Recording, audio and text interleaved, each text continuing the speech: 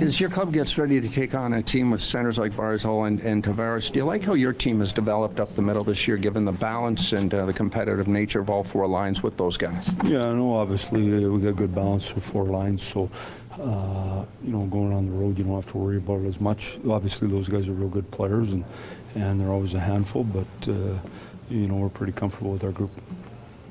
Andreas was saying that in hindsight he's glad he didn't get an NHL opportunity sooner than he did because he didn't think his game was where it needed to be. Is it tough to preach patience to those young players, especially when they're a little older as rookies? Yeah, I mean, I don't bother doing that, so just real simple is, the people down there are the people that are talking to them every day, so that would be Kyle and Sheldon about that. The reality is when you get here too soon, you leave too soon, or you never get good enough, and so confidence is hard to get in the National Hockey League.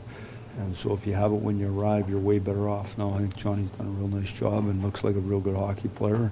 I didn't get the same opportunity last night just because of the way we were matching, but still is very effective each and every night. Hey, Mike, what do you thought of the way that Connor Carrick has handled the in and outs of the lineup this season? Well, he's a real good pro. No one works harder trying to get better every day. We give him specific things, and he's worked at his game. I mean, that's part of life in the NHL. Everyone wants to be a top 6 forward and a top 4D, but that's just not the reality of the situation.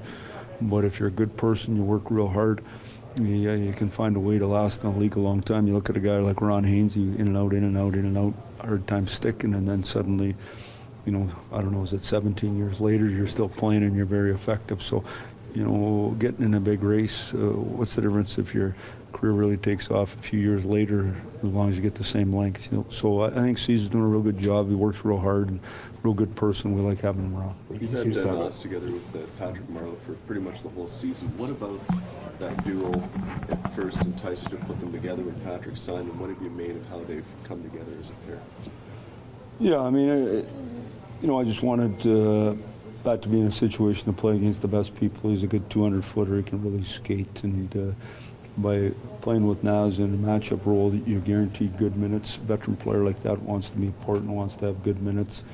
And so that was part of it. And then, to tell you the truth, when you told me that, I didn't even have to think about it. Is that really what happened?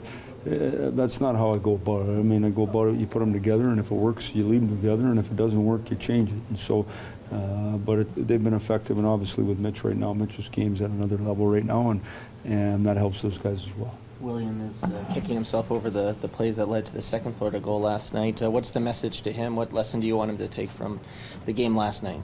Don't turn the puck over. Right. I mean, it's real simple. Is the guys who had success last night, the guys who had fun, the guys that weren't frustrated, forechecked, battled hard on defense, tracked hard, worked hard, competed hard. The guys that left the game frustrated were skilling their way around to the rink. It's simple. Put your work before your skill. Life's good. You think you've taken Komarov for Saturday, Mike, or how's that looking? Yeah, we actually thought he was playing, what day is it today? So tomorrow's Friday. So we thought he was playing tomorrow, so we just kind of talked about it here and decided we're going to go with him on Saturday instead. That's all. Okay. So he was playing one of them, he just wasn't playing two of them.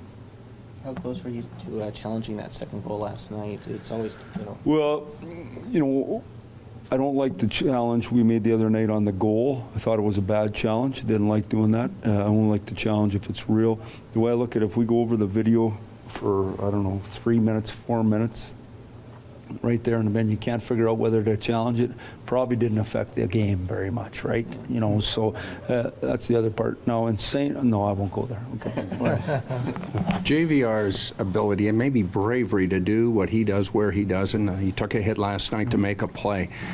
Is that rarefied air? I know you had guys like that in Detroit, but he's really special, isn't he, in that regard? Well, I mean, I had Thomas Holmstrom. I mean, JVR's skill set's, another level. Homer is as brave as it was in those days that you got whacked too. But I think his hands and his skill around the net are second to none. And obviously, since the trade deadline, he's got to another level. I thought that line was really good for us last night. Dominated a ton of shifts and had tons of chances. Bozak alone could have had 3 or 4. So it was a good night for those guys. But James is important for our team.